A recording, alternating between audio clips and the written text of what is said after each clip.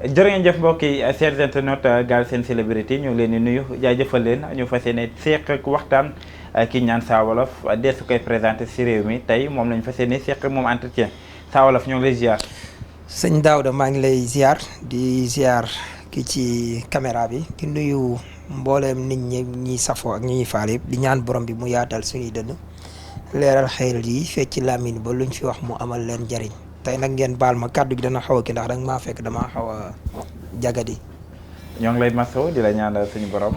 nga wér ba mën a yeggale activité ndax askan bi soxla nañ la. jërëjëf amiin. dañu koy tàmbalee ak actualité Saa Wolof gis nga ne tey ginnaaw gi nga xam ne le premier ministre Ousmane Sonko yëkkati woon ay kàddu jëmale ko si wàllum dundin googee ñu bëri doon ko xaar mu mel ni ne am na si ndogal yoo xam ne tàmbale na ci wàcc si li nga xam ne moo di ni ñu wàññi dund gi si yenn ban jàngat nga mën a def si loolee. non sante ko yàlla xam nga nit ñi sax ñu bëri dañ naan sénégalais yi dañoo yàkkamti wala nangam mais boo jëlee masse bi da ngay gis ne ñoom xamoon nañ li tege seeni wagg ba tax nit ñi doon leen gunge ñoom ñu ñëw indi ci tontu ci ndax mbir mi ñu bëri ñu ngi naan ñoo ne woon buñ toogoon dañuy wàññi ba wutal ko date surtout bi mu tombeek 2 mois yële te boobu président dafa ne woon date sàngam buñ ci yeggee nañ ko wan yoon wees mën a def ba mën a wàññi dund bi ñu yegg ci ñu toog kon date boobu bokkul woon ak bi ñuy wàññi léegi mu waroon a wàññi dund bi jël ko def ko ci mbay mi loolu mooy nit ki jàngal ma nees di nappe moo gën nga may jën xam nga li ma lay wax. tey bu fekkee dañoo ñëw solution dund wàññi dund weesuwut amul calcul amul subaak ngoon mooy fexe ba li ngay dundee nga di ko bay te boo bayee ba noppi di ci dund sëñ Abdou Mbacke def suñu wasila lam xamoon mooy tel booba ay les années 30 teel a jiitu jamonoom borom jën jor ndox produit ce que l'on mange et mange ce que l'on produit loolu amul secret loolu mooy wax ci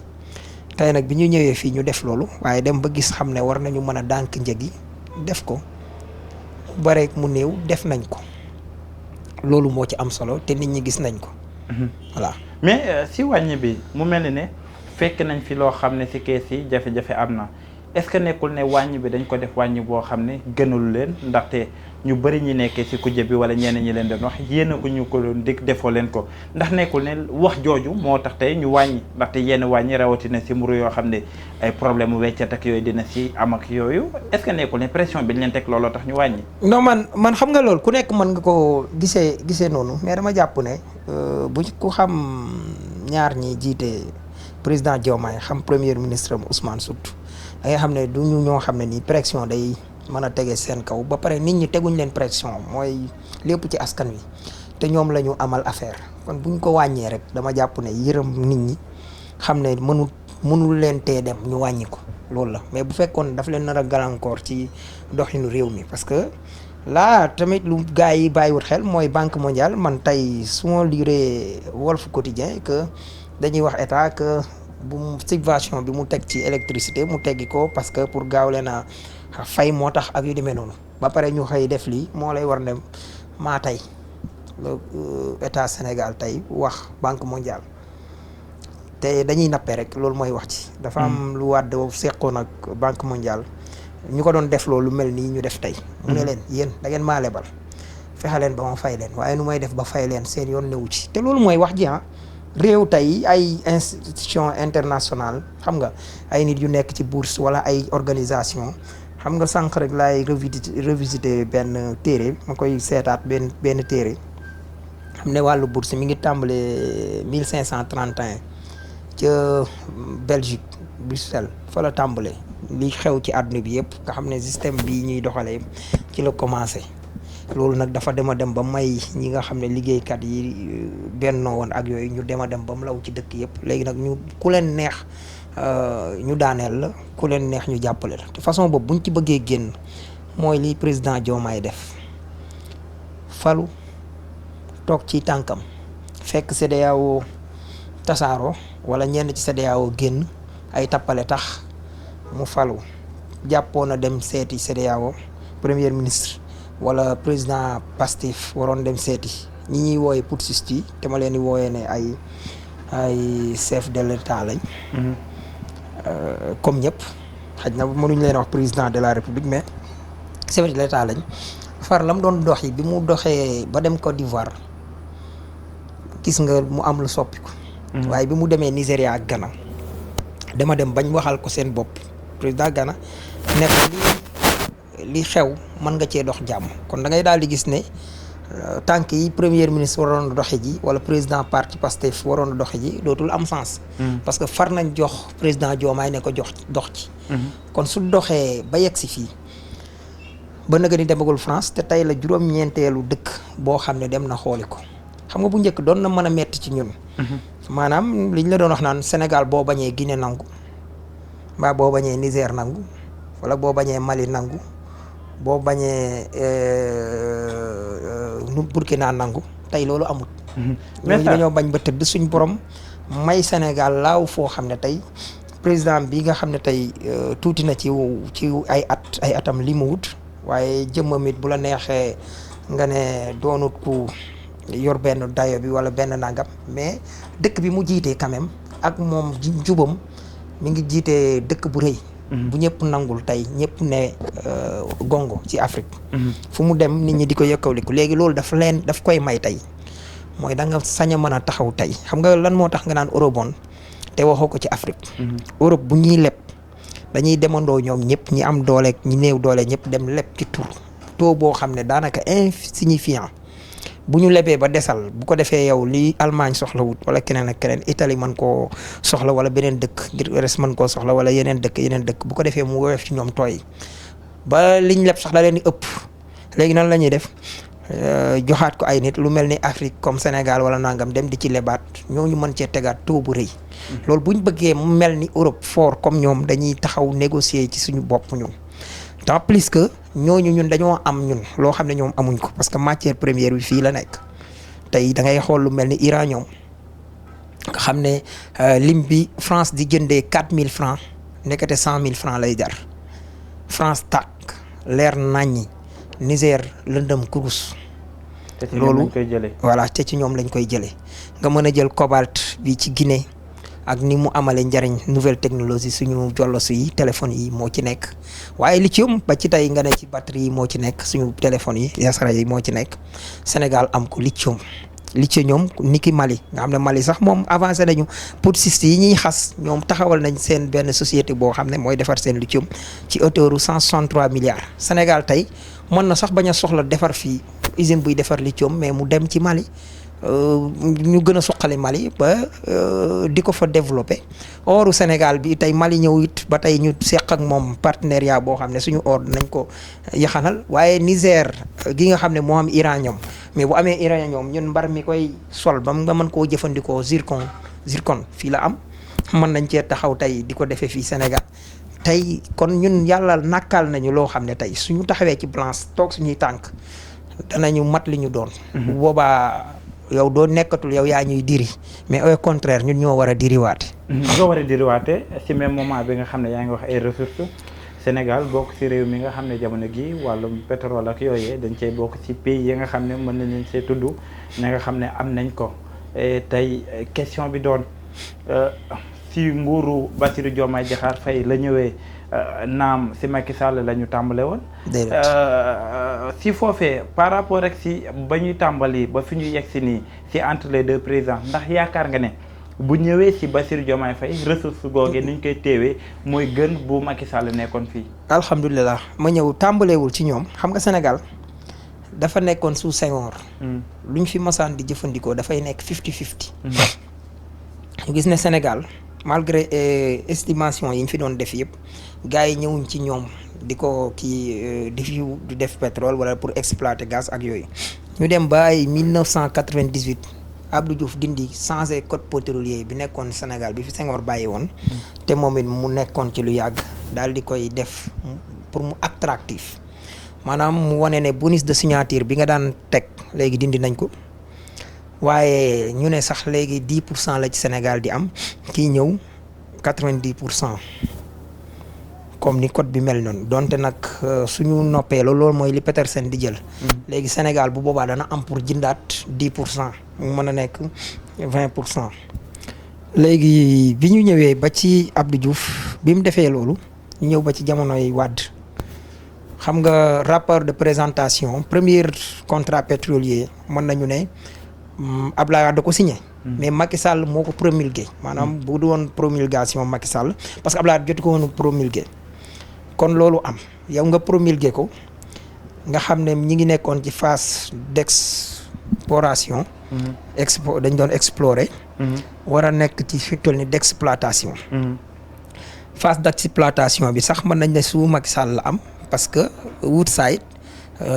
juin 2023 commencé na génne pétrole bi commencé naa génn. mais li ci Sénégal di am moo tàmbali le 8. te boo xoolee bu dee ci rapport de présentation bu jotewut ak Sangomar bële nga xam ne tey yaa ngi wax nu mu tuddati Tëngéej kii Rufisque offshore maanaam boobu Frank Timis nekk ak nu mu tuddati bële nu mu tuddati waaw mooy bu kii bi Macky Sall mi ngi ko promulgué mi ngi toog le 4 le 2 avril. avril la toog mai juin 8 juin la promulgué kii boobu laata mu koy promulgué IGE dañ ko waxoon ne ko xool parce que boobu dafa am beneen histoire bu ci am boo xam ne xam naa du jar ñu koy développé mooy ci diggam ak Karim Wade mais dañ ko déconseillé woon ne ko kim ko jox waru koo jox muy Frank Timis amul dayo bi amul mën-mën bi ak yooyu malgré loolu Macky Sall def ko kon li ñuy wax haute trahison déjà mi ngi foofu. dañ ko jox Frank Timis. waaw ba pare cumulé de voilà waaw cumulé doublé de délit initié. mooy nga dugal sa frère ci mbir mi. loolu kon bu mu amee te li fi Macky Sall def yëpp ba nëgë ni exploité wuñ ko 2020 waroon na fekk ñu dem bañ ne 2021 mujj mu puus ba ñu yegg si waat ba 2023 nga xam ne ci la crédit génn mais li Sénégal di tàmbali di am mi ngi doog a ñëw 2024 gis nga li yàlla di def. kon dañuy wax ne alhamdulilah parce que Ousmane Sonko bokkoon ci ñi ko doon dénoncé mais Ousmane sax da ngay wax ne li mu doon dénoncé moom ci côté impôt yi la doon gën a dénoncé maanaam tey nit ki ñëw war a liggéey jël sa lépp man moom presque 90% yi mën nañ ne mais teg ci loolu mu am moom di ko exploité fii ci Sénégal du ci fay impôt te ci suuf Sénégal la ci am loolu moo dugal sax Sonko ci biir pétrole bi. mais ñi gënoon a xalaat ci pétrole bi dëgg-dëgg da ngay wax ne comme ku mel ni ñun ñi maanaam Clédor Sène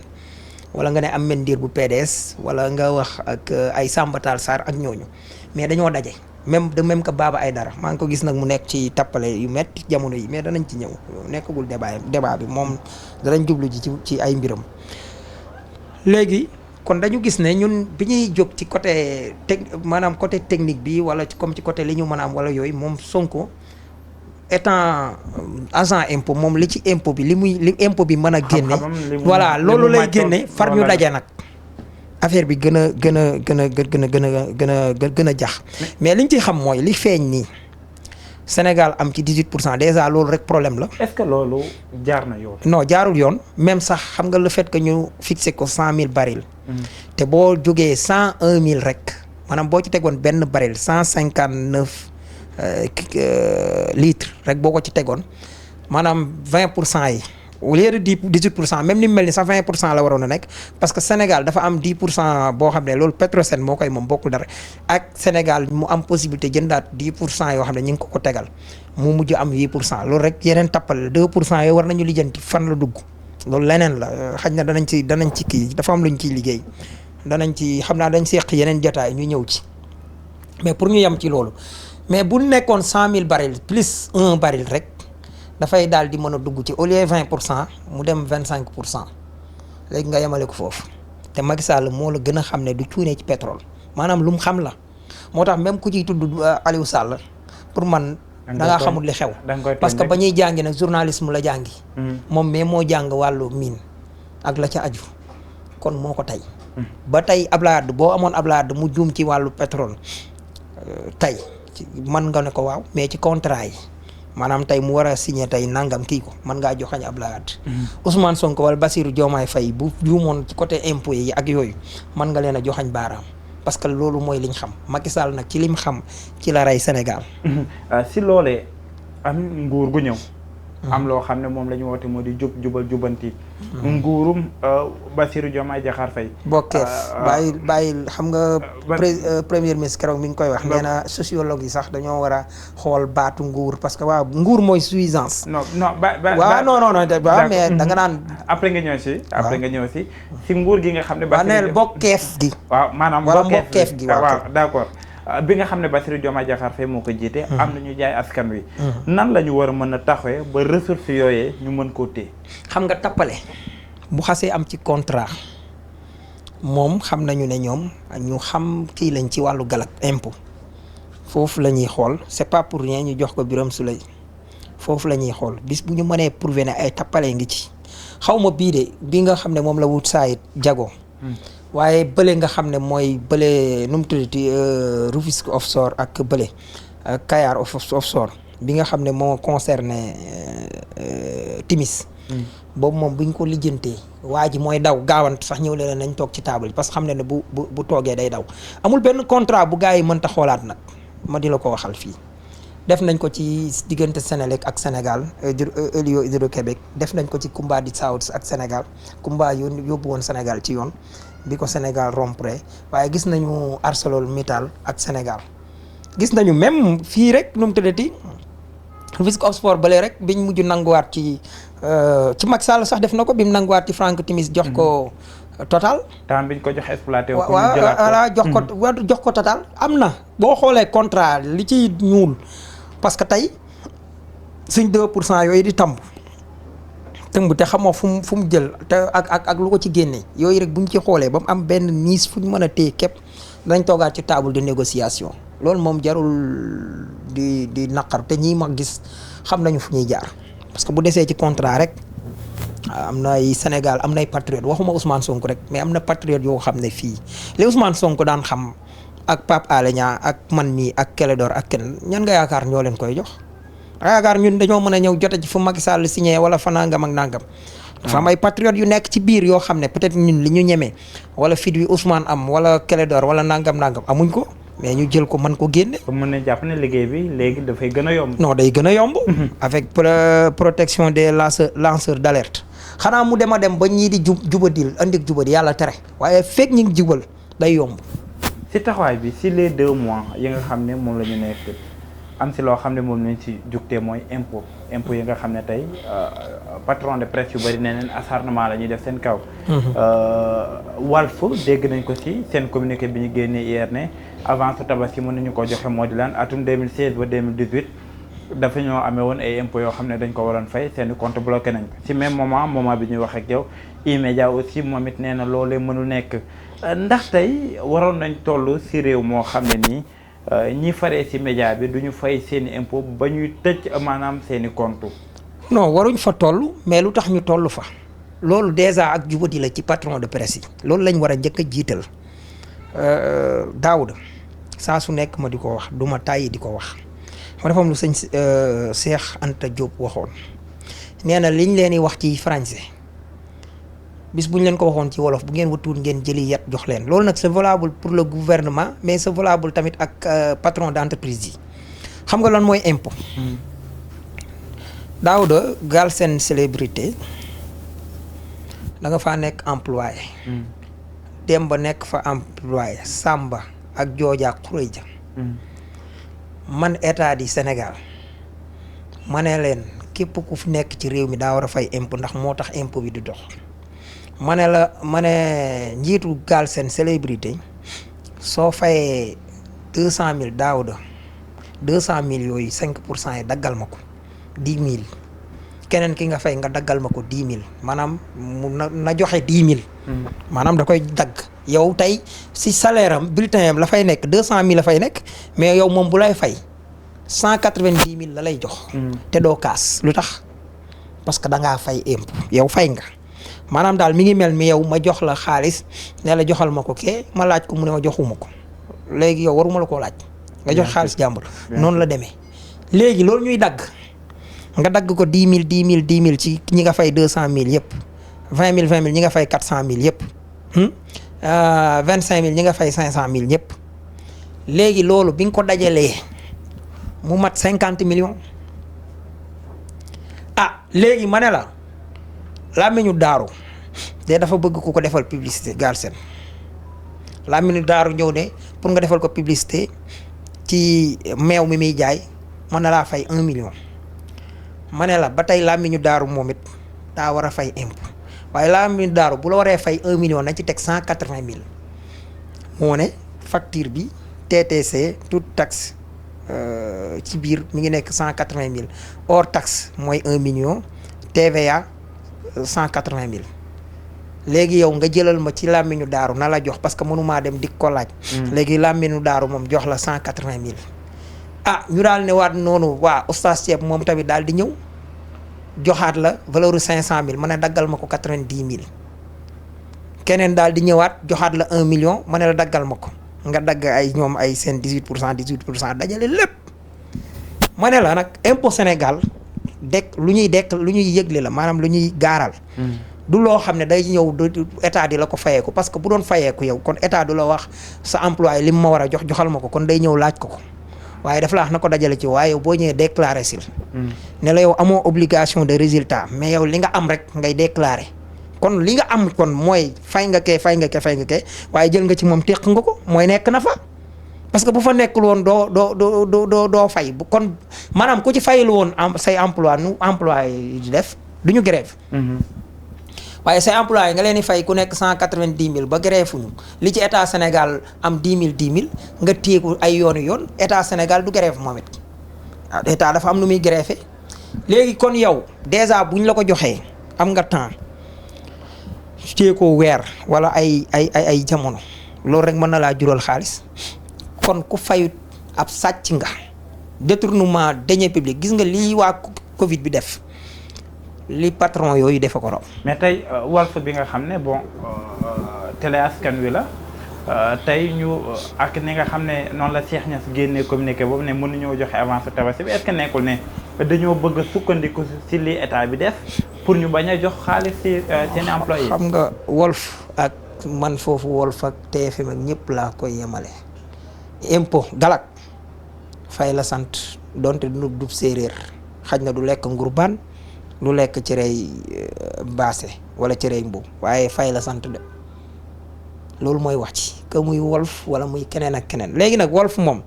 su fekkee ne liñ ko jox xam na ne moo ko yore na fay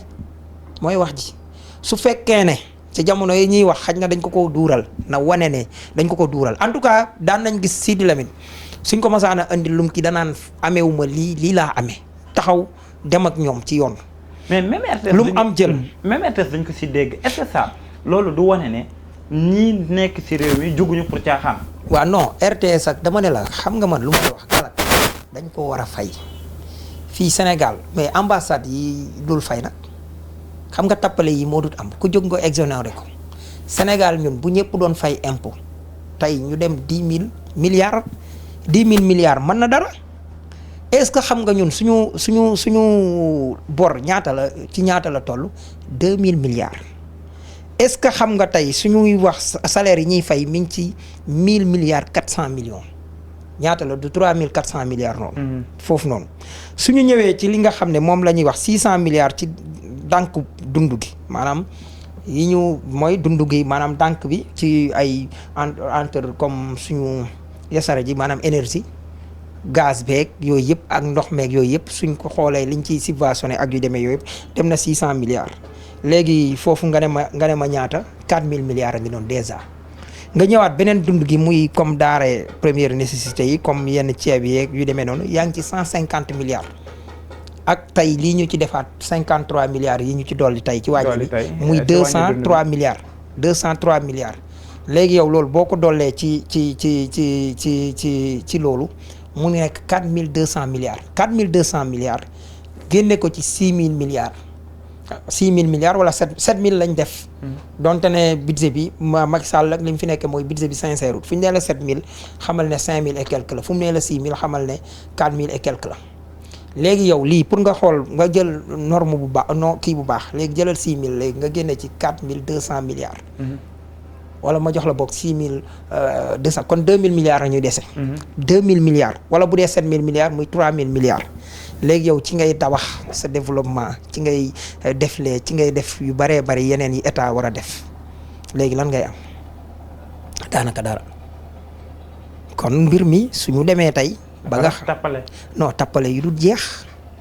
moo tax tey gars yi bi ñuy laaj ba naan fuñ koy war a mën a jëlee lenn la rek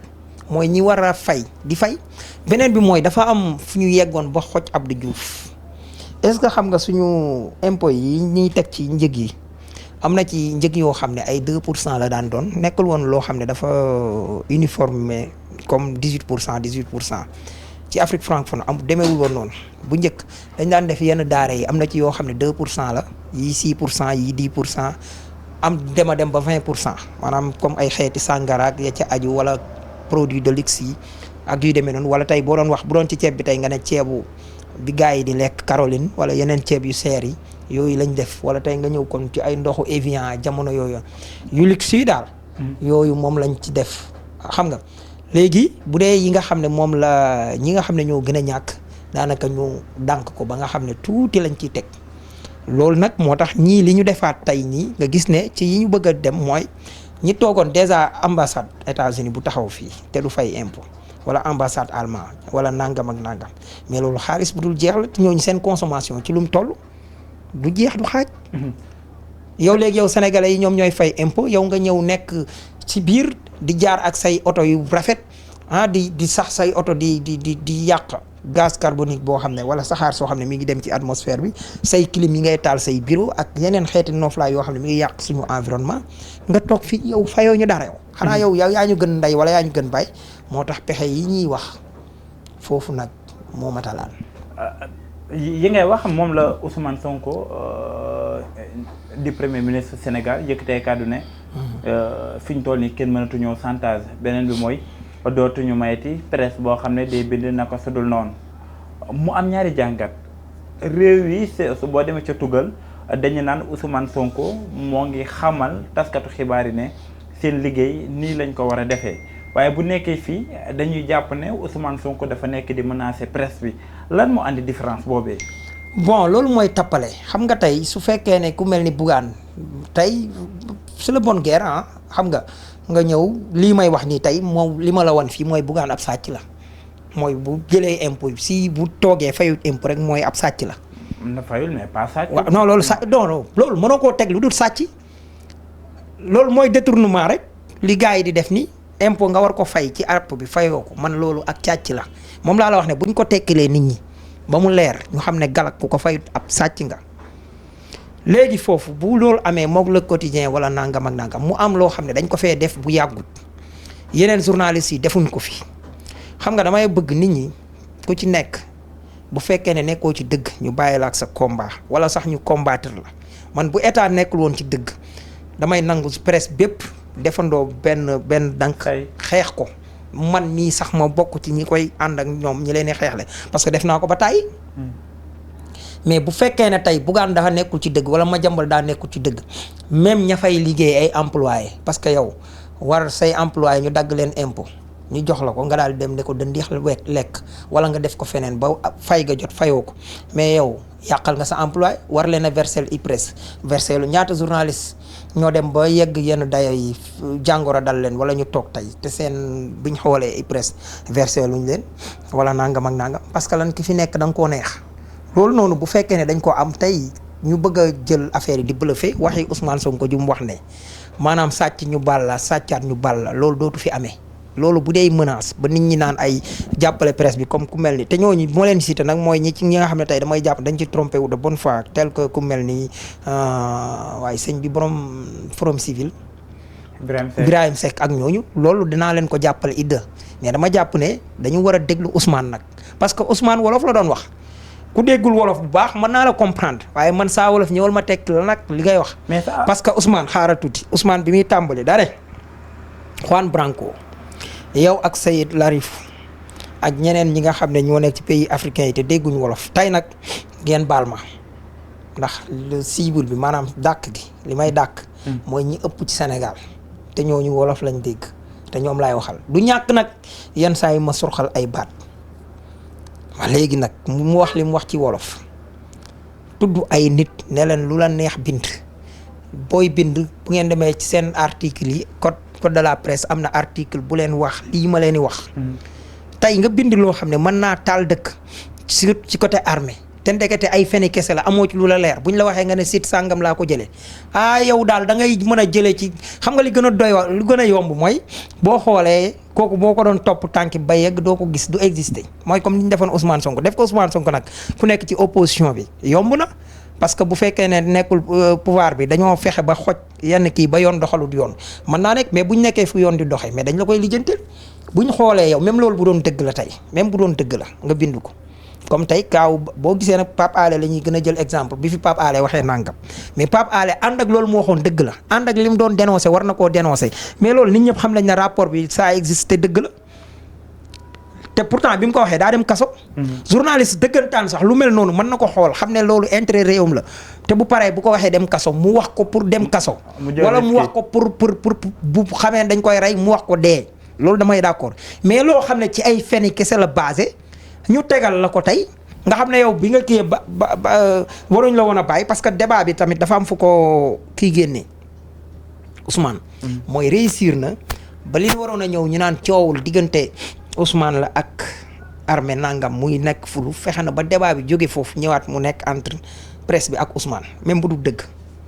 loolu réussir na ko pour man Ousmane c'est un bête ku maanaam bête la ci communication. pour man. voilà loolu mën nañ wax si wàllum politique il est le maître du jeu. bien sûr. ndaxte seetlu nañ parti bi di Pastef toog nañ ab dur communiqué wu ñu. beneen bi ñu bëri dañ koo namoon. tool yi ñu bëri jukk ñi ko ku jéggi wala ñenn ñi yëkkati ay dëggantaan dafa am ku may woo dama ko bëgg a wax rek ne ko li may yónnee jot naa ci. te mënuma ko wuyu moo tax jaajëf. si bi mu génne on dirait que Ousmane Sonko li ñuy wax si réseaux sociaux bi wala askan wi yëpp li ñuy wax moom dégg na ko te bi mu weesoo si wax ak ndaw ñi dafa bëggoon tontu wala ñu mu bëggoon tontu. xam nga Babacar Justin Ndiaye dafa am lu mu waxoon ne Ousmane si il est attaqué il tient loolu di pavé. si il attaque il tient toujours loolu di pavé. maanaam li muy def da koo xam fi muy door da koo xam téeméer dañ koy tooñ. mu dajal leen bañ mat mu door a duma loolu dafa am ci keroog li mu wax xam nga li mu wax nii man boo gisee may wax naan même père Adama Gaye tamit boo gisee dama am respect ci ñoom ak Birahim Seck moo tax ma leen di laabiire ne leen nag waa ji ci wolof la wax te li mu wax lii la ñim tëkku mooy ñi daan sàcc ñu leen di baal nga sàccaat mu baal la ne loolu dootu fi amee ci impôt yi. bi mu ñëwee ci fee mu ne leen kenn ku fi wax loo xam ne nii waroo ko maanaam tey baat bi daf ko laal ba wax ba ne wax ne Ousmane Sonko ci wàllu armée ak nangam tudd na mbir mi xam nga ko tuddul woon taxaw di wax ci en parabole noonu di kii mën nga cay dugal lu la neex mais dafa tudd laal fi tax ñuy wax te yéen ñëpp xam ngeen ne loolu du dëgg du yoon. Adama Gaye dem na ba Lassana Gagny Sakho ne ko da ngaa trompé combat tey boo mënee ñibbi si xeex bi Ousmane Sonko xeex la. non Lassana Gagny Sakho ak Adama Gaye non na respecté Adama nag wax dëgg yàlla mérite bi Ousmane amul bu toll noonu nag mais wax dëgg yàlla am xeex na te bi mu war a jàkkaarloog Macky Sall jàkkaarloo na ak moom. ci mooy am. waaw maa la wax loolu lu ñeexum ñebe kenn moo tax ma am xam nga Ousmane bu demee ba naan Alioune Tine li mu wax xalaatam la nañ ko nangam pour man sax Alioune Tine man aw ma ci moom respect bi Ousmane am ci moom. lu tax mais non si. mais au moins non mais xam naa ne non yàgg naa xeexal mais xeex bu yam rek li ci bàyyi aadama joxewut lu ñu toll te loolu cax la da foog nga dégg daaj Ousmane day bañ a tiire ci ambulance rek koo xam ne wax na li mu wax ba xam ne daa juum ba xalangu di ko ratifié waat kooku soxlaatul ngay tiire ci kawam mais bu fekkoon ne ñëwul di rëccantikuwaat Ousmane leneen la wax mais man loo tax loolu nag damaa ne ci Adama Gaye la volable xam nga man bëgguma yamale nit ñi Adama mën naa bañ a dégg fi Ousmane di waxee comme xam nga Birahim Touré wóor na leen ko sincère la ko honnête la kon li ko daaneel mën naa daaneel Adama Gaye te Adama biñ ko woowee Babacar Fall di ko laaj la mu bëggoon mu wax ko waxu ko parce que après bi mu leen laajee fi mu wax ci côté impôt bi daf leen wax ne pour bu ngeen bëggee exister am fullaak fayda da ngeen am jomi fay bu ngeen topp bu may mën a ndur wax nga ne ko ni ngeen def ba am seen télé yi xam naa ko suñ ko defoon su ma ko defoon maa leen di ëppale li te effectivement ni mu ko waxee noonu dëgg la xam man nag combat gis nga man ki ci am jom même man bu dee li ngeen di def du yoon te yow ngay assumer dëggal sa bopp ak yu demee noonu du ma la yemee la ka ca gën a ñàkk jom ci loolu moo tax ñu mel ni ay Adama Gaye ak yooyu dañuy mériter sama respect donte ànduma ak ñoom ci li ñuy wax. mais Sawal dañuy demander ana kujje bi. gis nañ bi Ousmane Sonko waxee Bougane Gueye jóg na Anta Babacar jóg na mais aussi presse bi jóg na tey ñu bëri ne combat bi nga xam ne kujje bi dañ ko waroon porter patron de presse yi ñoo ko porter. tey mën nañ wax ne ndax patron de presse yi ñoom ñooy opposition. non du patron de presse yi yenn patron de presse yi. et pourquoi ñoom ñoo ñu bëgg a nekk opposition est-ce que tey ni Bougane waxee ak ni Madiambal waxee noonu la Cheikh Niass waxee. non xam nga waxee wut noonu kon da nga naan maanaam Madiambal ak Bougane ndax ñoom ñooy porter combat wu opposition bi déjà Bougane opposition la beneen opposition bi nag dama jàpp ne dañoo am fulla ak fayda nit boo koy opposé da ngay xaar ba opposé ko jot rawatina maanaam mu am ko confiance peuple bi ñu fal ko ba noppi di ko gunge te fi mu leen joxoñ yëpp ñu xam ne fala kooku boo koy kii da ngay am matière Ousmane Sonko koy xalaatal laal dafa war a fekk nga téy ci lu dëgër boo ko defee da ngaa xaru léegi man nu maa comprendre ku mel ni Madiambal tey mu anticiper am yu mu am du ma ci yegg mu mën a am yu mu mën a anticiper danaa ko nangul mais wax ji mooy li ciy mën a am yëpp rek mooy ñii dañoo jot dëkk bi ci njub lañ wane ba looloo leen jox dëkk bi ñu ñëw bëgg a jubal seen jubal googu mooy jubbanti mboolem nit ku baax koo xam ne yaa ngi woon ci leneen ak leneen même ku doon trompé wu de bonne foi waaye mooy rëq ndigg képp ku jubati par force réew mi day jubbanti bu neexee suñ borom. mais si jubbante bi ñu gis ci kenn di laasana ki nekk port DG port. yëkkatee kàddu ne mënuñoo gouverner si réew moo xam ne y a des opposants milliardaires Ousmane Sonko ne ko ñu dégg mu ne heure gox ki léegi mu jot ndax yaakaar nga ne. non njuumte la kooku bu dee maire xaw ma njiitu port njuumte la. parce que boo nee opposant milliardaire Waly Bodian dafa juum xam nga boo nee non wax ji daa war a daanu yëkkati micro bi tuuti wax ji dafa war a daanu opposant milliardaire da nga naan ñi sàcc alalu réew mi ba pare taxaw bëgg a taxaw opposé dafa war a yegg quoi boo nee opposant milliardaire ça concerne mais est-ce que aussi nekkul dafa junj comme ni ngay junjee non déedéet opposant milliardaire mooy dafa vaste ñëpp ci lañ waa mais ki amee milliard am ba pare di opposé na kon warta am xaalis foofu laay waxee mais man bi ma dégg gëstoo vidéo bi fekk na du woon lu destiné public bi yëpp say safoo ak say faale xañ na ñoom ñoo ñëw ngeen di waxtaan ñu waroon a xam ne lii waxtaanu ëtt la ñu génnee ko ci penc mi loolu seen jumte la moo tax kilifa moom boo xasee ba naan dama ne rek dee ci ma matale lu bari daal communication tamit dañuy yegg foo xam ne léppay wax suñu jëf yeeg suñu taxawaay ak léppay wax moo tax képp ku ñuy tudd di tudd projet bi war nga xoolaat sa toogaay sànq rek maa ngi ci wax benn sortie Sankara Mbaye bu mu génn di tàgg bay wax ne xar tabaski bi ñu ko jox muy wane ne Ousmane da ko may xar. Sankara Mbaye génn nee na Ousmane Sonko Ousmane mayu ko xar. maanaam Ousmane a tax mu am xar. mais Sankara Mbaye mi tee xaram. wane ko ne xar bi nga xam ne moom la ñëpp bàyyi xel. waaw Ousmane Sonko moom moo ko may mu koy tabasee nga ne Ousmane mayu ko xar. Ousmane mayu ko xar. kan moo ko may xar. voilà ku ñuy wax certain Cheikh Thiam xaritu Ousmane la di Ousmane di nekk ci opposition bi yàgg na jël ay xar di ko may ay nit ci jëmmi Ousmane Sonko tax. la mi de mon ami waaw d'accord mais xam nga tey. soo bëggee gërëm nit maanaam tey ma ne Daouda mii yaa ngi may teral waaye sëñ Xalil Mbàkke mi bëgg a tax mais boo ma defaree man waruma taxaw ne sëñ Xalil la ma jox maanaam loolu daa xaw a raxu kii daal yaa ngi may dégg daa xaw a jàllu kañ quoi parfois bu la ngéwal gi jàppee noonu sama gaay yu baax yi macha allah soo bëggee wax lu baax rek surtout te day jàpp ne ki muy sant lii koy gën a bégloo mooy sant Ousmane pas moom nga tudd ko mais tudd Ousmane moo koy gën a bégloo looloo tax rek. léegi ban erreur de communication la. waaw mooy ndax ñeneen ñi duñu wax ne. waaw ñoom daj nañ lu bëri. non looloo tax ku mel ni man di wax ak yow nii pour ñooñu teel a xam ne mbir mi man bi may woote sànq am na benn xarit buñ bokk wala sax ku bokk ak keneen kuñ may sax ku koo xam ne soxlawu ko bi mu paree la ko mayewaat Diouf Lambaye bi ma ko wooyee ci la may doog a wax avant loolu lañ ma wax. mbir mi ni mu demee parce que man du ma gindikoo ci mbedd bi ma kiyee mu may doog wax carrément ak ñeneen ñoo xam ne du kenn nit rek parce que man du ma laaj benn nit rek laaj naa ñu may comme Sankara laaj naa keneen ku fekke koo xam ne mayuñu ko mais da koo fekke laaj naa it koo xam ne fekkee na sax ci jotaay boo xam ne Ousmane dégg na mbir mi te neexu ko lool parce que tamit du moo maye. mais donte ne pourquoi moom kon moo utiliser turu Ousmane. waaw non mooy yaakaar na ne maanaam liy bégal Cheikh Thiam mooy nga ne diw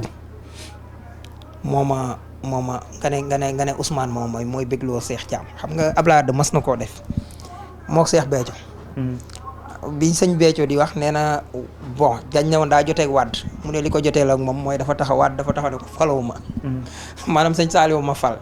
mu ne moo gàtt xam-xam ne mooy man maay moom mais Abdoulaye Wade moom li mu jàpp ci mag mooy koo xam ne sëñ Saliou mooy sa sang même boo ma defaloon ma waxee ci ni ma déggee quoi même boo ma defaloon sax su ma nee sëñ Saliou la dafa war a neex doublement xeetu gisim woowu la daal maanaam Sankara dama koy comprendre dafa wax comme jàpp na ne Cheikh Thiam bi seq ak moom teraanga su ko joxee xarit te ci Ousmane a tax mu jox ko bien sûr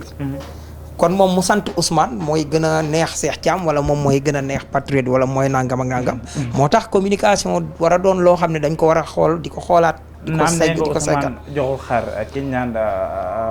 Sankara mais jot nañ say information jël na ay xar ay xewal yóbbu ko dëkk bi nga xam ne moo di Touba jox ko ay kilifa. rawatina Serigne Mountakha dëkk boo xam ne bi ñuy wut dégg nañ fa lu bëri waaye dëkk boo xam ne tey bu ñu accéder au pouvoir ñooñu. ñu leen gën a votel si la ñu bokk dëkk boo xam ne aussi Tabaski daaw biñ ko tëjee foofee am na xar bu fa jógee. ay xar yu fa jógee ay xar yu fa jógee ñëw si moom. lan lay wone foofee. waaw non xam nga ñoom liñ ko joxoon loolu la delloo rek xam nga yooyu dafa am yoo xam ne xeetu teraanga la loo xam ne entre kilifa mën nga ko seq ak sa morom sa nawle kilifa rawatina ñoo xam ne dañ la mat bàyyi ci réew defal leen dafay am solo buñ la jubloo buñ la jubluwut waxantuma la ak ñoo xam ne jublu nañ la nag. loolu nga koy jàngate rek mooy li nga xam ne tey mooy teraanga ju baax ci nga xam ne moom moo am Sénégal lii ñu def ñun waa Sénégal li tax maanaam ñun li ñuy définir ñun mooy loolu mooy teral mag toog ci jotaay koo xam ne mat na la ndey donte yaay kilifaam ñëw ci jotaay bi di kiiwut nga daal dem fekki ko comme maa ngi wax président Diomaye ak soxna Aminata Mbengue Ndiaye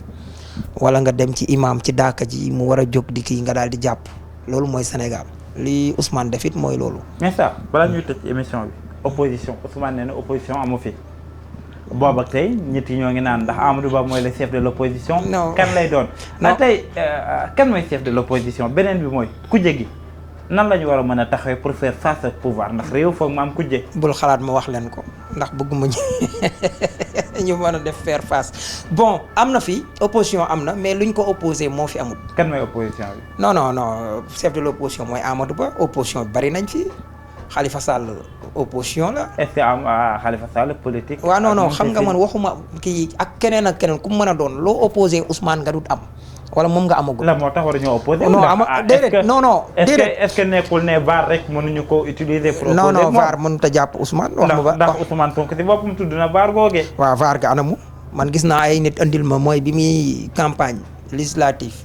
ne bu ngeen ñu joxee majorité maanaam li ñu leen di wax ay naan nangam ay tappale rek la man ñun mën nañoo toog wàññi ko boobu mi ngi wax en tant que député bi am majorité te député yi ñooy nattale jëwriñ ñi di am mooy lii ñu def nii nga xam ne ñaari weer rek. ñi ngi fi am xool ay niis yoo xam ne lu mu dee 53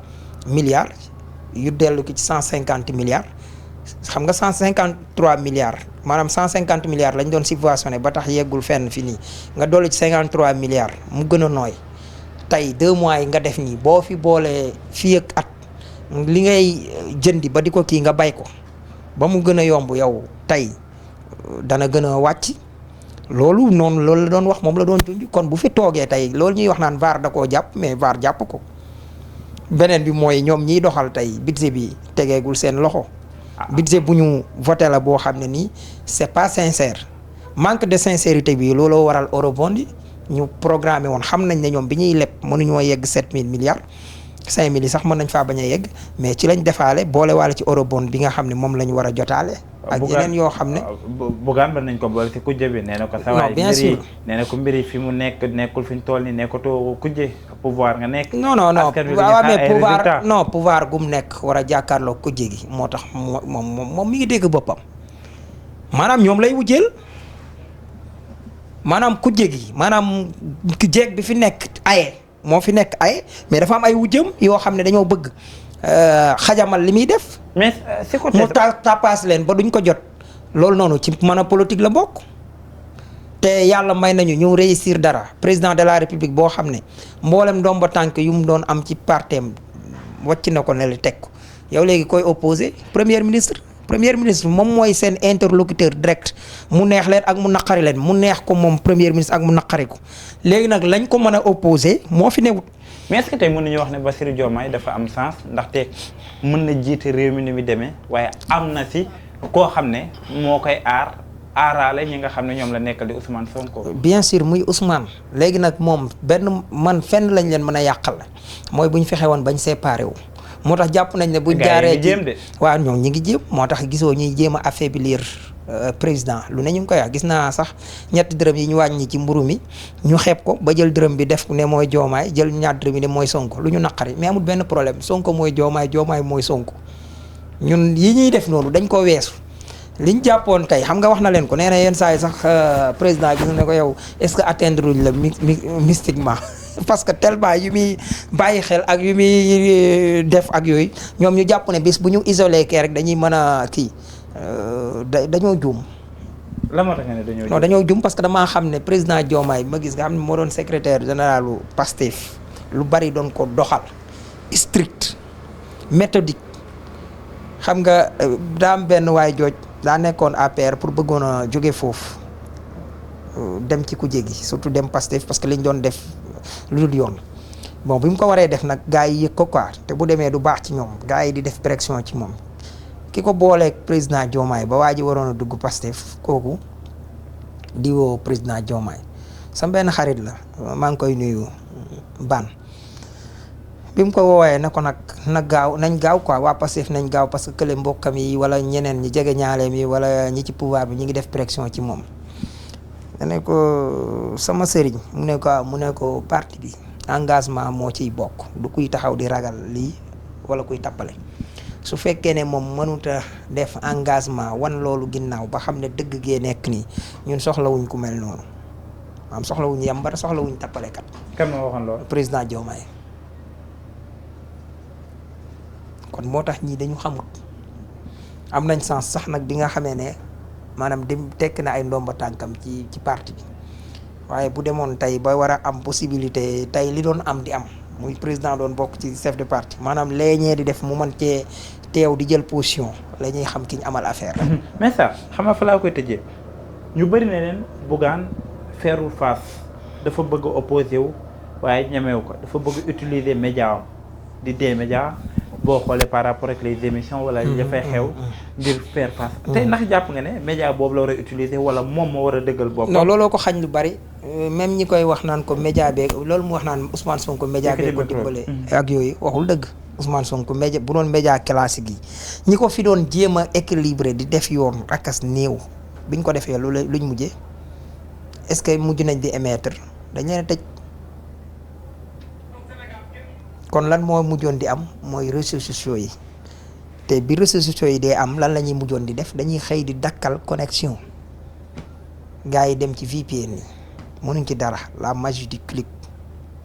beneen bi mooy moom gis nga jël média di ko xeexee wala média di la jàppale du la jox dara du jamono bii la koy def xaw ma ban jamono bu koy defaat mais ci jamono yi li ñu yàlla wan mooy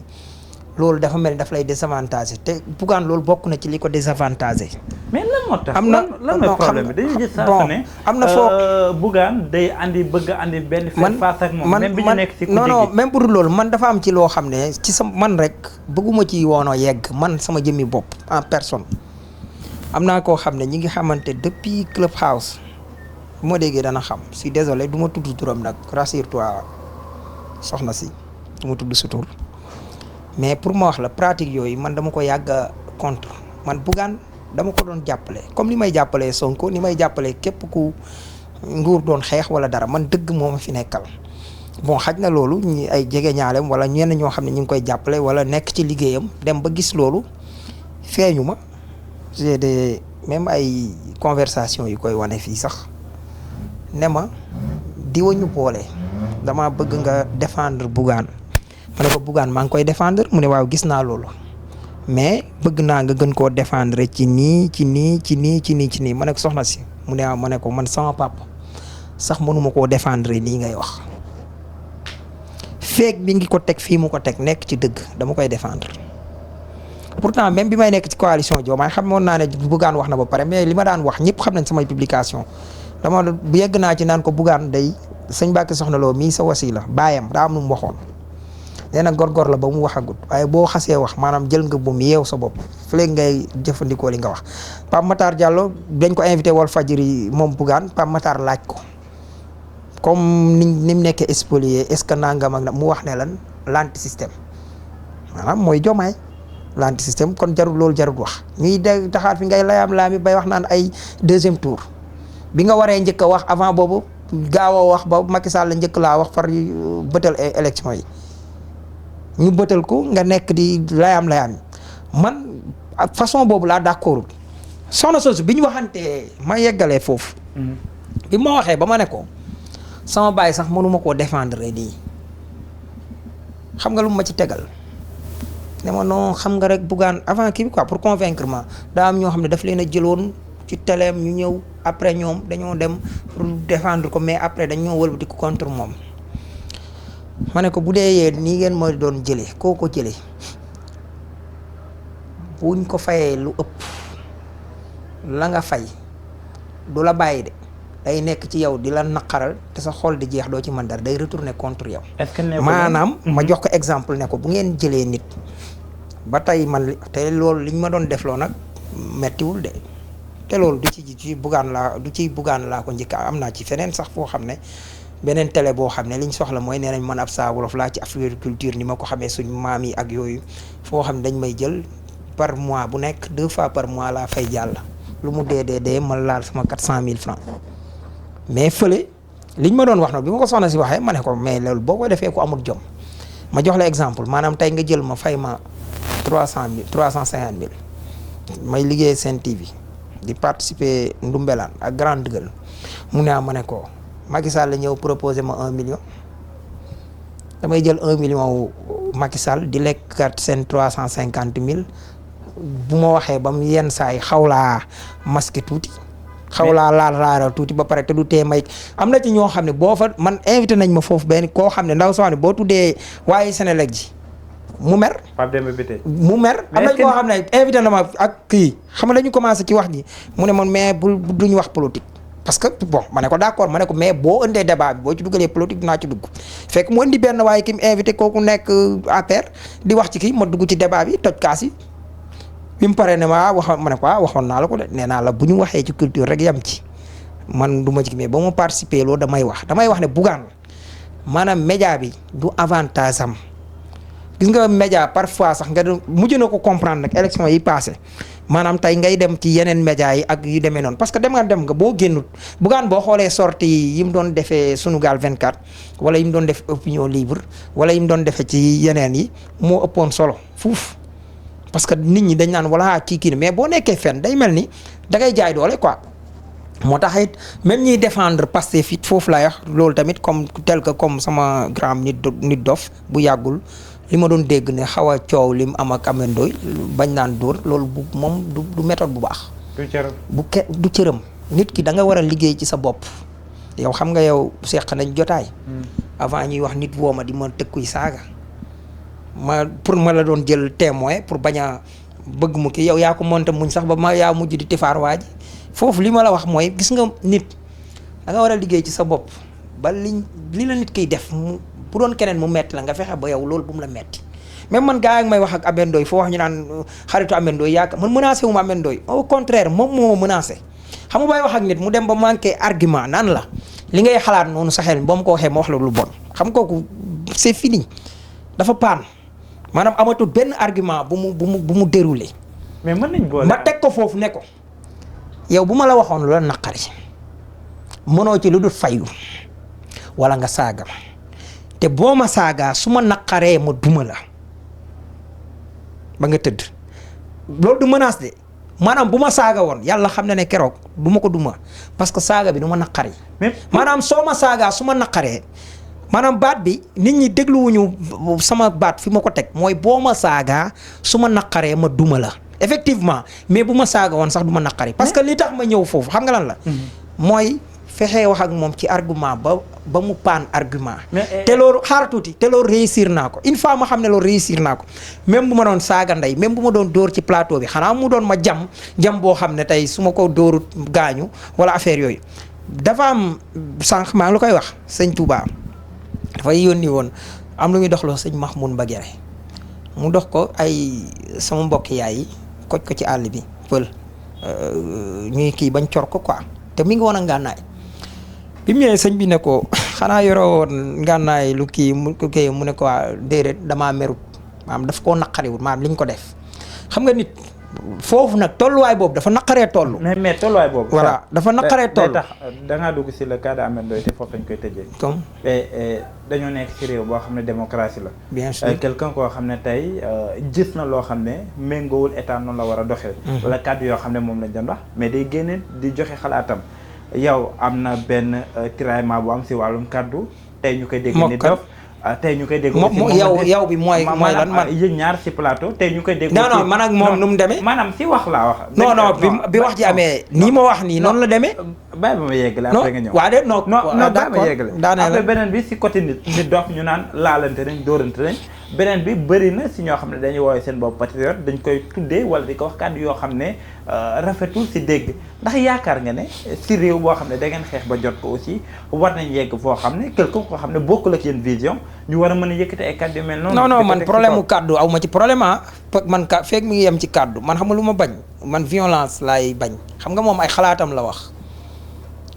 kàddu yi ñaaw la wax ci Ousmane Sonko yegg naag man keroog bi muy wax ak man ne ma góor jigéen cité kër góor gi lay dëkk man xam naa ay nit bi ñu leen naqare ma ne leen yéen bi ngeen di nekk ci opposition bi lan ngeen déggut lu Sonko déggut la leen doon naqari te amu leen sax pour porter plainte laa nii bu fekkee kenn ci yéen wala ñaar wala fukk am na ñu ci dëkk cité kër góor gi nañ dem constitué wu dem porter ko plainte parce que dafa yàq seen deru quartier te loolu bu ngeen demee ci loi bi da koy jàpp maanaam boobu man dama ne ni ñuy xeexee ak suñu adversaire sax na civilisé parce que suñ nekkee ci pouvoir waruñoo yem ak keneen yoon daf ñoo may dafa garanti que yow nit ki warulaa wax lu mu la warta wax léegi nag feeg mi ngi nekk ci Ousmane wax na ko nee na man su ma sàccee wala ma détourné wala nangam ak nangam liberté boobu sax Diomaye amu ko maanaam man joxoñ leen foofu li ma def parce que loolu mooy opposé mais loolu mooy dëgg Ameth Ndoye moom homme de média la su dee am na xam-xam ba si naa keroog may wax naan ba naan ma looy liggéey ma ne ko chroniqueur bien sûr que chroniqueur mi ngi may fay bu baax a baax mais am naa beneen liggéey soxlawu ma parce que débat bi du Saa Wolof kii def commerce moo ñëw keroog foofu non non Saa Wolof chroniqueur moo ñëw foofu keroog jàkkaarloo moom moo tax bi mu ne ma looy liggéey ma ne ko chronique foofu la nekk mais waxam ji mettiwu ma même bu ma doon saaga du ma metti parce que man xam naa ne fi may dóor moo am njariñ défier naa ko mënuma andil ci kàddu mënuma yey ci wax keroog parce que li ma yor du question que man kenn mënumaa yey de wala dara nangam su ma li ma défendre su ma maag ab kii Ousmane Sonko wala le régime actuel joxul woon suffisamment d'éléments yu ñu ma wan ñoom ba ma mën leen a défendre ci éléments yooyu déjà ku mel ni man du leen topp bu boobaa mais bu fa amul woon Ameth Ndoye mën na communiquer moo ma gën a miin télé fuuf bien vrai que ne man nag ñeew ma ci kenn bu may teg dama gis naa ndaw soo xam ne déjà am na télé mag yooyu yëpp mais te micro képp mënu ko wax ci micro képp mënoo ko di def te yow déjà loolu yar ak teggin ci wàllu communication. dañ la may waaw non mais. loolu moom dama ne xam nga non foofu moom laay waxal. Aïssatou Diop laay waxal Aïssatou Diop mënul wax ci micro. ay seen nekkul nekk noonu la mën a waxee. non déedéet waxuma ngay wax ju rabaj même loolu mën nañ ko dindi. soo demee ci këru Cheikh Diallo jooju dama koy bañ a publicité art oratoire la xaw ma nangam dañ la koy jàngal ak yeneen yoo xam man soxla wu ma man xam naa feneen fu ma koy jàngee fu dut foofu mais damay wax ñenn ñi nga xam ne tey suñ bëggee def communication man loolu rek am na ci loo xam ne sax mën naa koo jàngale déjà man ñu ngi ci kër goo xam ne s'appelle art projet bi te benn nit moo tax ba ñaar qui s'appelle Samba Seck et Moussa Bane ñoo ko wax ne ma gars yi bi ñuy nekk ci opposition bi de ni ñu doon defee nii faaw mu am ku ne ma ne ko man bokkuma Pastef di mu ne mais gars yi rus nañ la mais bi ma ko taxawalee xooluma Pastef la wala nangam kër la mais ñun dañ ciy jàngalante kenn ku ci nekk comment se tenir booy dem débat noo war a mën a def pour bokk ci pas de mer ngóoliir gi war nga ko mën a téye de 7 centimètres à yow jàpp 10 warul wàcc ni ba kii mais warul wàcc ci suuf nangam même tey yaa ngi ma gis maa ngi feebar ba mooy loolu perfusion sama fii ngi diis mais teewul. maa ngi téye waaw maa ngi téye ngóolir gi. maa ngi lay jaajëfal xam naa ne comme yaram bi dafa xaw a sëtante. te aussi waxtaan nañ ci ay ponk. dañ lay jaajëfal di la sant kàddu gu mujj gi lan lay doon. bon di leen jaajëfal si liggéey bu rafet bi ngeen di def parce que yombul woon jamono bi sax yombut parce que jamono bi pour ngeen am ay. par exemple pour ngeen équilibré bi ngeen ma jëlee nii da ngeen waroon a jëli opposition bi mais matière amu fi ba opposition bi di génn ku génn daanaka day weer boppam tey bu ngeen bëggee def li ñuy wax équilibré du leen yomb xanaa équilibrisme te baaxut équilibré d'accord mais pas l'équilibrisme ku am xam-xam te taxaw te mën ko joxe parfois nag gars yi dégg samay wax parfois su ma doon wax di opposé ak yooyu samay baat day jóg am naa samay baat yu may wax parfois nit ñi jàppe ko man du ma saaga 2008 laa ko bàyyi mais pour dalal xelu nit ñi rek ne leen man aw ma problème mu di wax kii parce que xam naa li may wax li Thione Seck doon wax mën naa wax xam naa wax jot na man xam naa loolu ci man yëg naa ko moo tax aw ma ci problème fekk sama borom ak may dimbale maa ngi koy am mën na maa toog wax ak ku mën a nekk aw ma problème parfois nag nga jékki-jékki nit sax kii la jékki-jékki changer règle di jeu andi keneen mais loolu dama koy bañ man débat bu mënta andil askan wi njariñ du ma ko wax bu dee tàggatoo moom bu la dara naqari man tàggatoo bu metti maa ngi leen jaajëfal